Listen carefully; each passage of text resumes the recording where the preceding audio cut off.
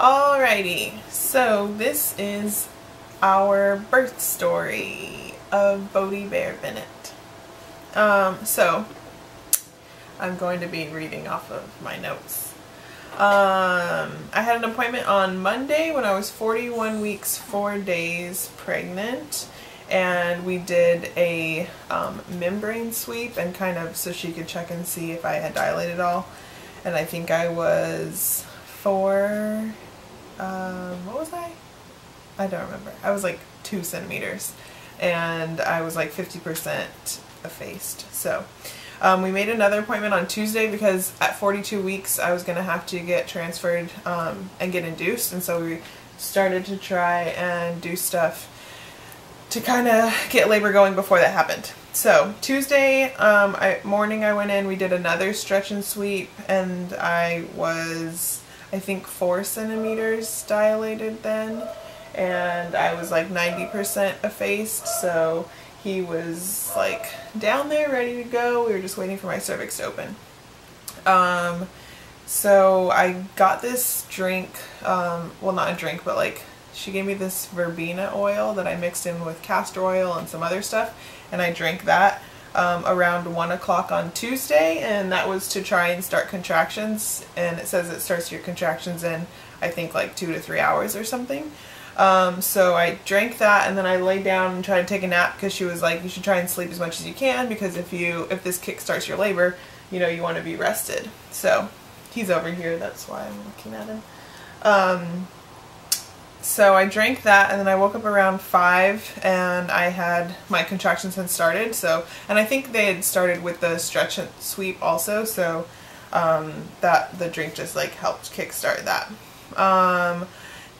So I woke up at 5, and from then on they got worse, and I started to feel like really ill. Like when I was having the contractions, I was feeling like nauseous, and I started getting the chills, and I was having diarrhea, which I think a majority of that came from the verbena castor oil drink. So I really hated that drink. Like, I'm glad I got my labor started, but it was really, really gross, and it made me feel ill, and it, like, I was really like hating my life when, bless you, bless you.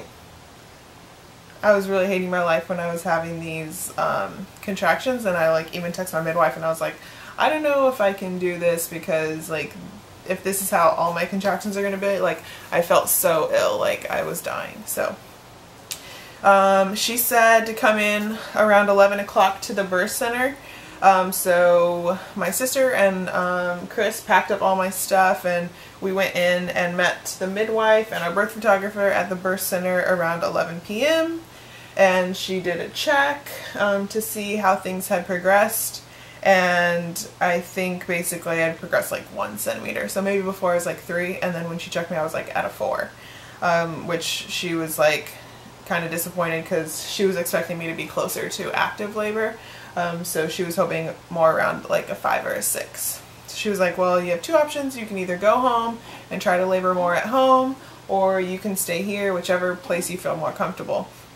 So we decided to stay there because we live about 30 minutes away from the birth center, and not even really the distance, but like I didn't feel comfortable like deciding like, am I in active labor now or not? Like, should we go in now? I didn't want to like go home and then go in again and then be early still, or like wait too long at home and then be like rushing there, and like, I don't know. So I was like way more comfortable at the birth center, and I felt like more relaxed there, so we decided to stay there overnight. So my sister and Chris and I all stayed overnight there. She checked me Wednesday, and I hadn't progressed any, so we decided to break my water, which I was like really nervous about. I didn't really want to do it because, I don't know, like obviously my whole like birth plan was like supposed to be like natural and stuff. So I didn't really want to have my water broken, but like I knew we were getting close to the time that we were going to end up transferring to the hospital anyways. So I was like, let's just do whatever we can.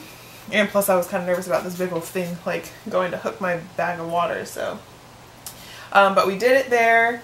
And she said that not as much fluid came out as she would have hoped, but I think that's because he was already like so low that like basically when she popped the bag, he like dropped down and kind of like plugged the hole.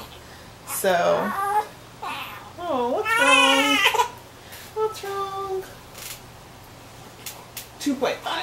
Oh, that's my baby. That's my baby.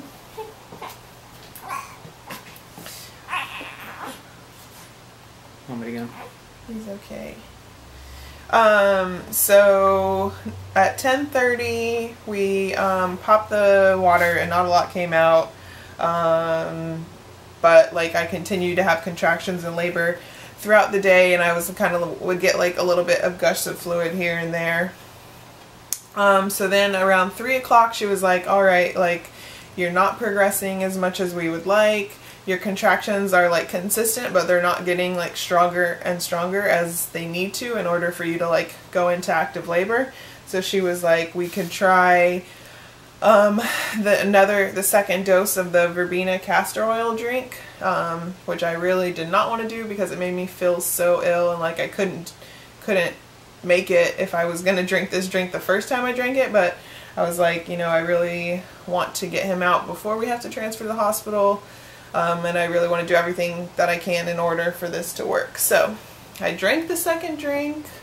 Not that I wanted to, but just because, I mean, I wasn't happy about it, but I did it. And I mean, I don't think it really did anything. The contractions like kind of stayed the same, and I don't know. Basically at 7:30 on Wednesday, I was 41 weeks, 6 days pregnant. She was like, I'm gonna check you, I'll give you like an hour to try and like get things going. So I was like walking around and bouncing on the ball and doing all these positions, and she was like, I'll come check you at 7:30, and if you haven't dilated more, or if we don't like feel like, you know, you've progressed enough, then I think we need to transfer, and you might need like some Pitocin to like kickstart these stronger contractions, which is really the last thing that I wanted because of like all this bad stuff they say about Pitocin. Like I just was like, I don't want to do this. But like I knew like we'd been in labor now for like a good, that would have been over 24 hours already then, and I was like getting tired, but I couldn't sleep because the contractions were coming like every few minutes. So they were like, sleep as much as you can, but I was getting zero sleep. So I was already really tired from being up like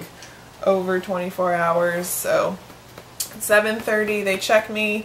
I would think I was 5 centimeters dilated, so I had progressed a little, which I guess we can attribute to the castor oil verbena drink, but it wasn't enough and my contractions still weren't strong enough. So we decided, and this made Chris really happy because he was like, I'm so tired of like seeing you have to go through this, and like I just think it'll be better if we go to the hospital. So we decided to transfer to the hospital at 7:30, and then probably we were at the hospital the hospital was really close, but by the time we like called them, asked if we could come, blah blah blah, did all this stuff because it wasn't like an emergency. I wasn't like bleeding out or anything.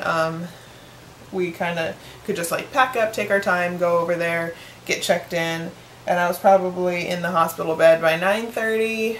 I ended up getting the epidural and the Pitocin in about 10:30, and then like as soon as I got the epidural, it was like the best thing in life. Like I was like really looking forward, like planning on not having an epidural, because I was like, I'm gonna do this naturally and it's gonna be great, and I'm gonna breathe my way hypnobirthing through this, which the hypnobirthing did, like, you know, like I was able to breathe through a lot of it, but like towards the end I was so tired that I couldn't even like focus on doing my hypnobirthing like to get through it. So the epidural man came, and it was like, well, as soon as we got to the hospital I was like so happy. It was like, oh, relief, like I'm actually gonna get this baby out of me like soon, you know. And so I got the epidural, and like immediately, even before he was like, you should start to feel this, like I felt it as soon as like maybe it'd been in for like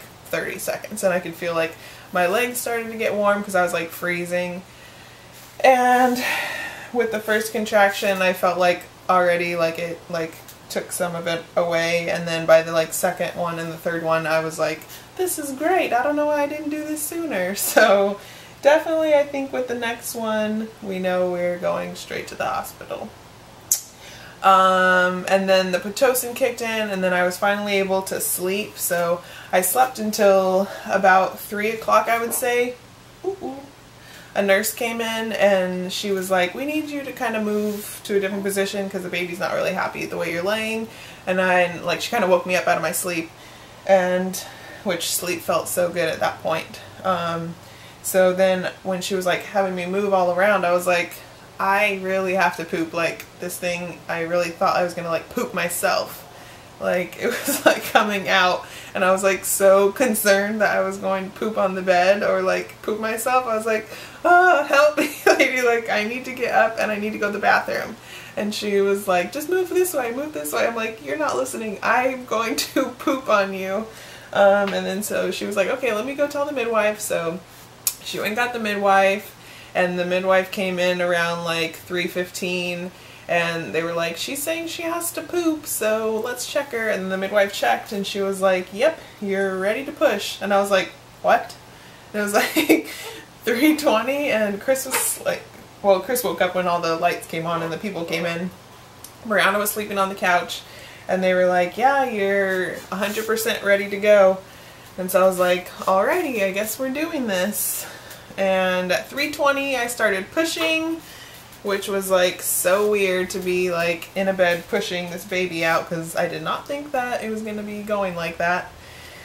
And I think I was still like tired, so I slept kind of like between my contractions, like between pushes. So I started pushing at 3:20, and by 6:03 he was out, and this thing shot out like a cannon, literally.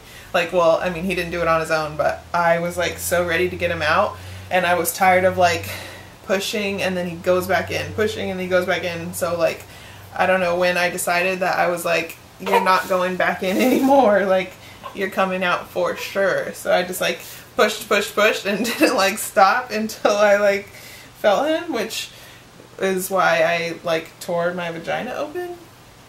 But sure enough, that got him out, and he weighed 9 pounds, 9.8 ounces. So he was a big boy. And they were like, when I got to the hospital, they were like, let's see what we think this baby is gonna weigh. And when she said he was gonna be over 9 pounds, I was like in shock.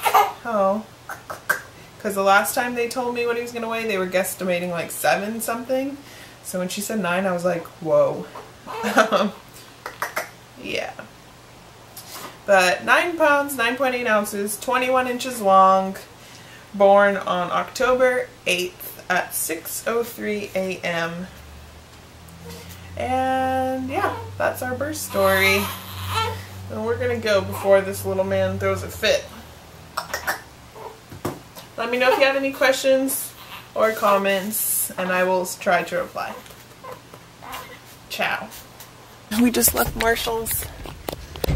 He's being a champ still, but the event could be coming any moment, so we're gonna monitor him. Might try to hit a point.